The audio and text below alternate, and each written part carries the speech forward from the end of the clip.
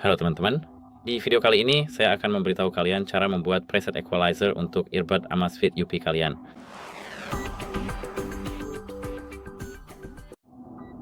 Jadi pertama-tama, kalian perlu membuka aplikasi Zapp dan pastikan tampilan kalian sama seperti yang saya tunjukkan di bagian perangkat ini.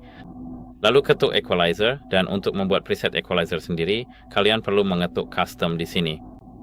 Sekarang seperti yang kalian lihat, kita bisa mengubah setiap frekuensi yang ada di sini, tapi tentu saja kita harus mengetuknya dengan benar, jangan sampai salah ketuk seperti yang saya lakukan. Dan sekarang kita bisa memodifikasi semuanya. Jika kalian ingin mengembalikan preset kita ke pengaturan awal, kita perlu mengetuk default.